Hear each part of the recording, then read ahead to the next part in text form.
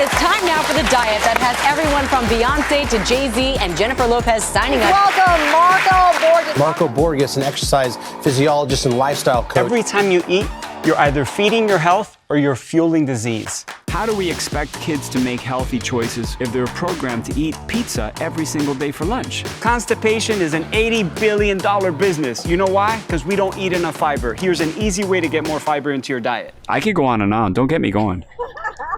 Don't get me going. So first up, why did you choose to go plant-based, Marco?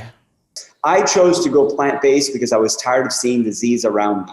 I chose to go 100% whole food plant-based because I was tired of seeing disease around me and I read the data, right? Data is king. I read it and I realized that if you wanted to be optimally healthy, you had to move towards a 100% plant-based diet. I also realized that the data said that the more you lean towards a plant-based diet, the healthier you're going to be. So there's no right or wrong way to do it.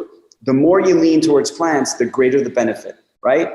The more you lean towards plant, the better the benefit. So in moving towards a plant-based diet and going 100% plant-based, I realized that I didn't need to be 100% plant-based, that I could probably be a lot like the people that were living in Sardinia and the blue zones in Okinawa, and that I can eat a very small percentage of my diet from animal protein. I would probably be super healthy, but I wanted to do everything possible to prevent the diseases that I saw in my family: heart disease, diabetes, cancer, and the list goes on and on. So I wanted to do everything possible. And then I realized how the animals are treated.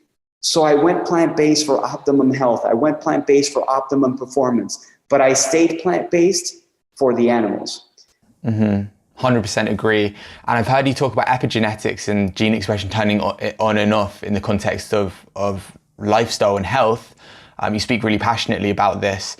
Could you just explain this to our audience? Okay, we're born with a box. Let's call that box our DNA. We don't know what our genes are supposed to do exactly that they were born. We have an idea because we could see our family, but it's not 100% because they may be doing things that upregulate or downregulate some gene expression. So it could just be their habits that's causing the diabetes or the heart disease. I say that it's not disease that's handed down from generation to generation, but rather habits that are handed down from generation to generation. So if you're given this box and you don't know what's inside that box could be a very fragile piece of glass that on the first drop, it smashes into a billion pieces, or it can literally be a rock that no matter what you do to it, you're never gonna get cancer.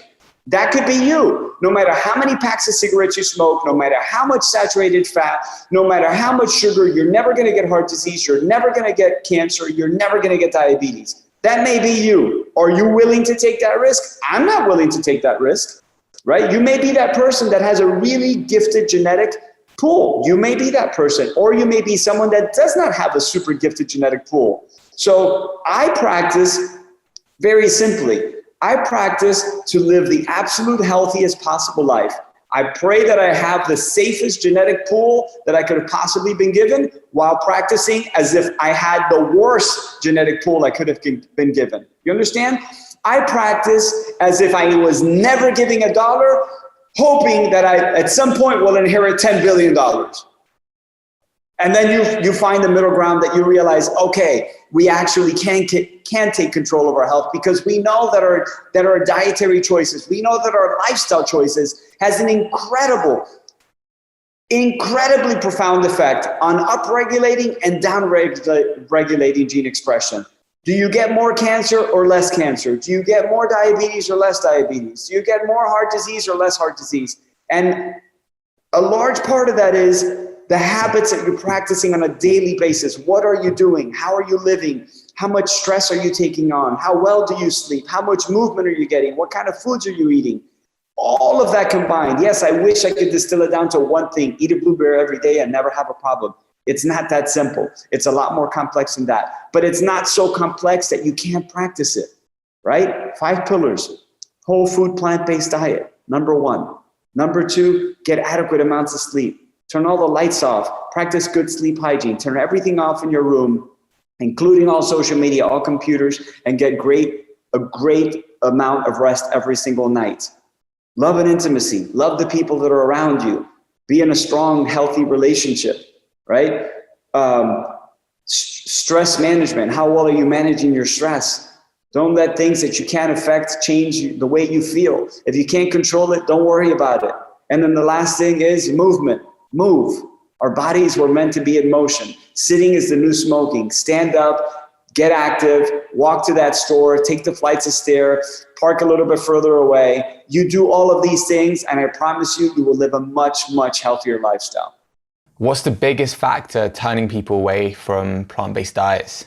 A lot of people believe that a plant-based diet is too expensive, that you're only eating grass on a daily basis, and that it's too difficult to do.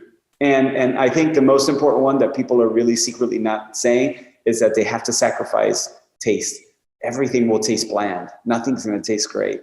And I can tell you without a shadow of a doubt that all of them couldn't be further from the truth. And I'll start with cost, right? A whole food plant-based diet is actually way less expensive than eating animal protein. I mean, think about it, right? When you go to the supermarket, what's the most expensive thing? It's not the greens, it's the protein, it's the animal protein. So we can get rid of that myth. Number two is that all you're going to be eating is greens. No, you're not going to just be eating greens. Yes, you're going to eat some greens, but you're going to eat so many different types of foods: nuts, seeds, greens, beans, legumes, vegetables, grains. It's such an abundant and beautiful lifestyle. And there's so much more that you bring into the diet when you go whole food plant-based. You have the power to affect the way you feel. And when you harness that power, you realize how important it is to understand how you can make foods that will make you feel better and will nourish your body from the inside out. And lastly, that you're going to compromise or sacrifice taste just to feel better. And some people will be like, well, if I have to just eat bland food, I'd rather not live as long a life. BS. Nothing tastes better than health. Nothing.